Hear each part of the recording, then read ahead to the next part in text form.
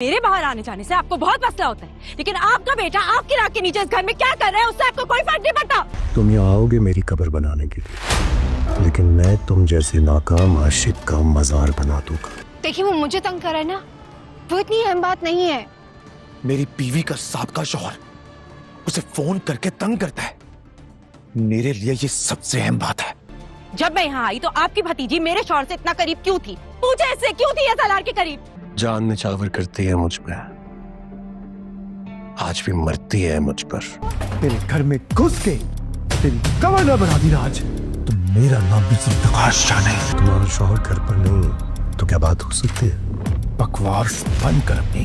क्या मसला है? खुलकर बात करो, क्या किया इसने? आप मेरा सारा जहां है, मेरी जिंदगी है आप। तुम क्यों उसे इतना प्रोटेक्ट करेगा? क्या मतलब?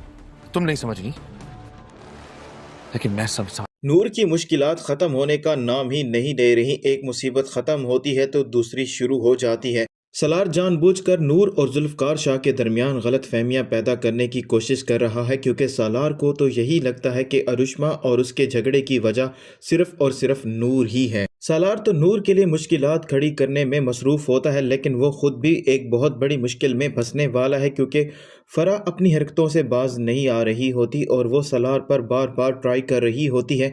उसका मेन मकसद ही यही होता है कि वो अरुष्मा और सालार की तलाक करवा दे ताकि बाद में सलार से वो शादी कर सके। इसीलिए वो जानबूझकर सलार के कमरे में सलार से बात करने के लिए गई हुई होती है। तो इतनी देर में अरुष्मा भी अपने रूम में आ जाएगी और वो सलार और फ़रा को बहुत ही ज़्यादा करीब देख लेती है, तो उसका भी पारा हाई हो जाता है और वो वहीं पर ही शोर डालना शुरू कर देती है और वो ज़बरदस्ती पकड़कर फ़रा को अंजुम के पास लेकर जाती है और उससे यही बात पूछती है कि पूछें आप अपनी लाडली भतीजी से कि ये मेरे शौहर के साथ क्या कर रही थी। तो अंजुम को ये बात समझ नहीं आएगी, तो वो यही बात पूछती है, आखिरकार तुम क्या कहना चाहती हो, खुलकर कहो। तो अरुष्मा यही बात कहती है, आपकी भतीजी मेरे शौहर के बहुत ही ज़्यादा करीब थी। जब मैं घर पर नहीं थी तो ये दोनों कमरे में क्या कर रहे थे, ज़रा आप इससे पूछें।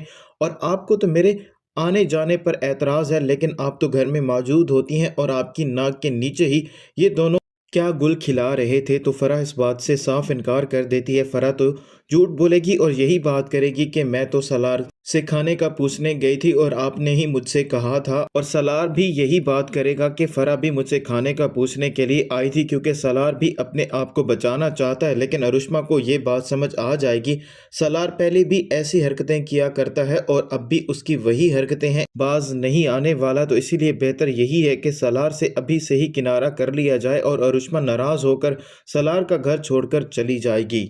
और वहीं दूसरी तरफ जुल्फ़कार शाह भी बहुत ही ज़्यादा गुस्से में आ चुका होता है। उसने सलार को धमकी भी दे दी होती है कि आज वो उसे जान से मार देगा। और जैसे ही जुल्फ़कार शाह अपनी गन लेकर सलार को जान से मारने के इरादे से जा रहा होता है तो नूर उसका रास्ता रोक लेती है और उसे वहां से जाने से नूर यही बात कहती है, सलार मुझे फ़ोन करके तंग कर रहा है तो ये इतनी कोई बड़ी बात नहीं है, मैं इस सबको हैंडल कर लूँगी। तो जुल्फ़कार शाह यही बात कहता है, ऐसा कैसे हो सकता है कि सलार तुम्हें फ़ोन करके तंग कर रहा है और वो मेरी बीवी को तंग कर रहा है, तो मेरे लिए ये दुनिया की सबसे इम्पोर्टेंट बात है और आज मैं सलार को ज़िंदा नहीं छोड़ूंगा। तो नूर उसे संभालेगी और उसे यही बात करेगी, अगर तुमने ऐसा किया तो एक साथ इतनी सारी मुश्किलात खड़ी हो जाएंगी।